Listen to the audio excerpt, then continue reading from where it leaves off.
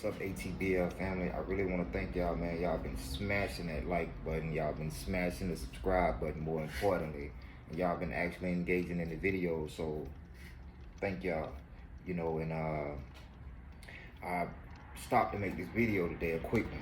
I know y'all getting tired of these videos, but I like to do the technical stuff because I want all of us to be better anglers, right? Anybody can go to a lake that's loaded with bass, throw a lure in there, get a bite, whatever, but that technical aspect of it, that makes us all better anglers.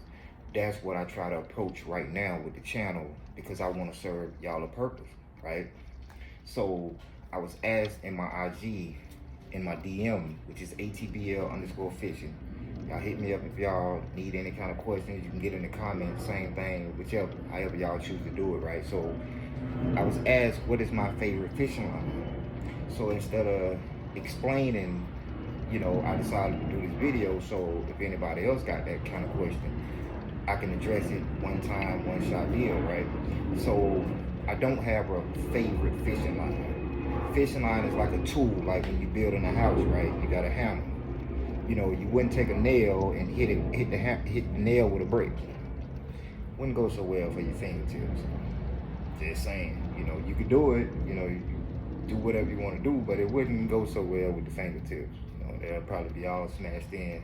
So fishing line is a tool, and it's not meant to be a favorite. Now you could have a favorite brand, Berkeley, Strike, King, whatever, you know what I mean? But the three fishing lines are Monofilament, Braid, and Fluorocarbon, right? Now, I'm gonna start with mono first, which is kind of becoming obsolete. Mono has so much stretch in it now, it's becoming obsolete. The only time I use mono if I'm trying some new casting techniques. So if I blow the rod up with a backlash, monofilament is very inexpensive.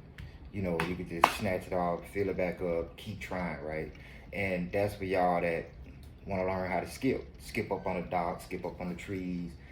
Put monofilament on your bait caster so you don't blow, because you're gonna backlash while you're learning, right? So use mono. So mono has so much stretch in it. I'll give you an example. I was fishing the Guggen filthy frog, and I was on a boat with my homie, and he was controlling the boat, so I saw a wake, and I threw all the way, which was a long cast. Now, it landed in the perfect spot. I would say he was probably about a 5+ bass. He came up, he engulfed it, he's running. Let him run, then I set the hook. It was so much stretch in the mono that the hook set he stayed on for about 5 seconds and he was off. Now, had that been Braid, would have been a different outcome. Now, so to get into it, because I don't want to take too much of y'all time, right? For top water, frogs, whopper ploppers, poppers, anything on top water that floats, use Braid. Now, right, this is trilene 50-pound braid. Use Braid. Braid is strong. Now, the 50 pounds might break down to be about 12-pound test, something like that. So it'll be 50-pound braid will be the equivalent of 12-pound mono, but much stronger, right? So rule of thumb, pretty much everything top water, use Braid. Use Braid, and you could decide whether you want to use 50 pounds, 65. Now, the only other time other than top water that I'll use Braid is if I'm pitching heavy cover. And what I mean by heavy cover is if I'm pitching in trees, if I got a jig and I'm pitching it in trees and there's so much cover, I'll use 65-pound Braid. So when you set the hook, now you got to pull the fish out of the muck, right? So you want something strong. So that'll be the only other time I use Braid, when I'm pitching in heavy cover with a jig, right? Because Braid is strong. Now, for anything other than top water, Texas rigs, crankbaits, anything that swims underwater, I use Fluorocarbon. Now, unlike mono, Fluorocarbon doesn't have like that Well, I'm not gonna say that. It doesn't have memory because it kind of does, but it's stronger than mono. It's stronger than mono. So, and it doesn't have that stretch like mono does. So when you set the hook, you get a good hook set and not a stretchy, a rubber band kind of hook set, right? So here we go again. If you're practicing skipping and different other casting techniques with your bait caster, use mono. It's inexpensive, use it. But I really wouldn't use it for any actual fishing applications.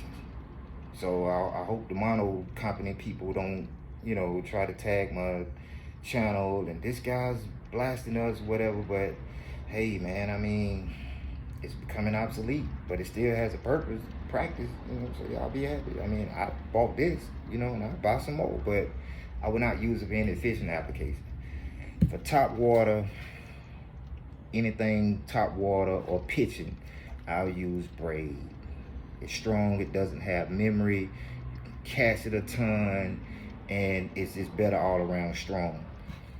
For crankbaits and anything like that, I'll use Fluorocarbon, Texas rig, anything that's under the water, because it's heavier than Braid. So you wouldn't want to use it on a top water bait because it'll make the bait sink, because fluorocarbon is heavier than Braid. So the reason you would use Braid for top water is because Braid is light and it'll help the lure float. It won't drag it under, right? So here we go again to recap. Mono for practicing casting techniques, fluorocarbon for crankbaits and anything that goes underwater, and Braid for top water or pitching, jigs or whatnot. So thank y'all for tuning in. I didn't mean for the video to go this long, but y'all have a great day. Thank y'all, thank y'all, thank y'all. We are growing. Y'all been smashing that subscribe button, the like button, and if y'all got any kind of questions, you could put them in the comments, or you could DM me, IG, ATBL_fishing. I love y'all. Peace out.